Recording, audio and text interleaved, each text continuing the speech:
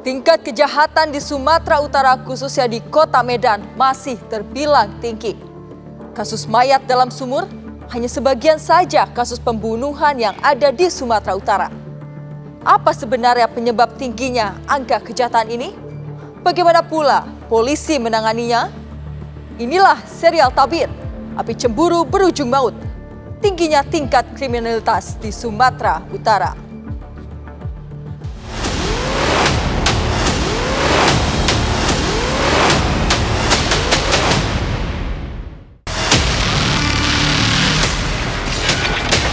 Ditarik, berguling, berbundel gini, ikutlah tulang kecil.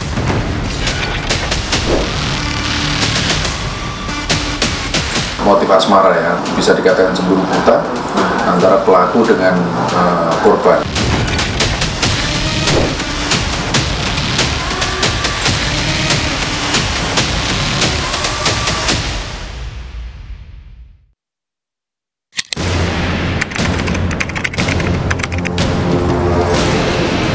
Di penghujung tahun 2024, kerangka Nur Santi Matanari ditemukan usai 2 bulan di dalam sumur rumah kontrakannya.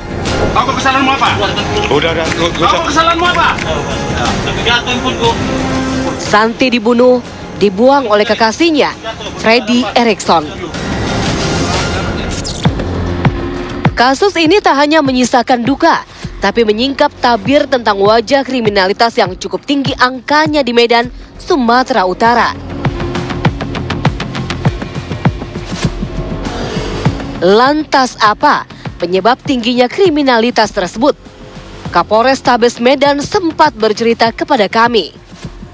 Saya mengidentifikasi ada 2 tipologi pembunuhan atau tipologi peristiwa pidana yang menghilangkan nyawa orang.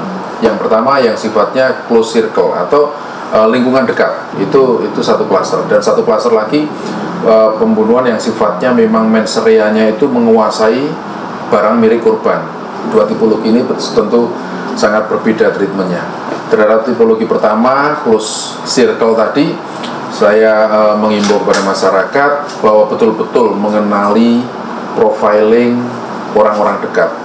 Kadang domestic violence atau kekerasan terjadi di lingkungan keluarga, di orang-orang dekat tadi. Yang kedua adalah yang sifatnya mens reanya tadi menguasai barang milik orang lain, kemudian dengan cara menghilangkan nyawa orang. Ini terjadi di ruang publik, ya kan? Terjadi di ruang publik, maka kita melakukan penguatan preventif maupun represif. Kita melakukan upaya-upaya cegah dini dan ungkap cepat. Dalam kurun waktu 4 bulan, antara Januari hingga April 2025, sudah terjadi 8 kasus pembunuhan dengan total 13 tersangka. Angka ini dapat mengindikasikan adanya masalah sosial yang serius atau lemahnya pencegahan. Dengan tidak berimbangnya pengungkapan, penindakan sampai pengusutan dan kepersidangan dengan kasus yang ada ini cenderung meningkat, dan ini tentu menjadi PR dan akan menjadi presiden buruk terhadap peristiwa-peristiwa lain yang akan muncul belakangan. Nah, sehingga tumpukan-tumpukan ini bukan hanya tumpukan peristiwa yang dianggap biasa, tapi ini akan menjadi PR yang akan menjadi gejala sosial yang terus ke depannya itu tetap akan bertambah sehingga akan ke depannya susah untuk menyelesaikannya. Nah, faktor-faktor yang terjadi ini dapat memicu bukan hanya faktor-faktor sosial dari internal, tapi faktor eksternal juga harus diperhatikan ya. Nah, misalnya perlunya evaluasi terhadap karakteristik Polres Tabes Medan ya, di mana Polres ini Polres Tabes yang lumayan terbesar, tetapi ada beberapa wilayah yang tidak ada polseknya.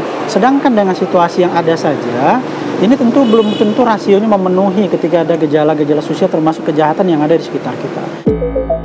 Kota Medan dikenal memiliki stigma masyarakat yang keras.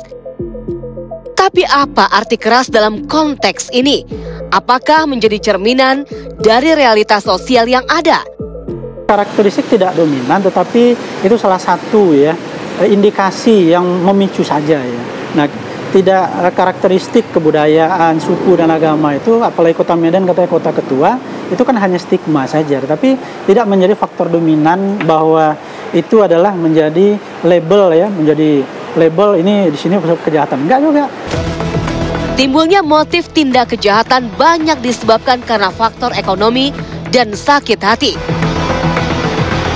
Untuk mencegah hal tersebut, bukan hanya tanggung jawab aparat kepolisian, tetapi menjadi tanggung jawab kita bersama.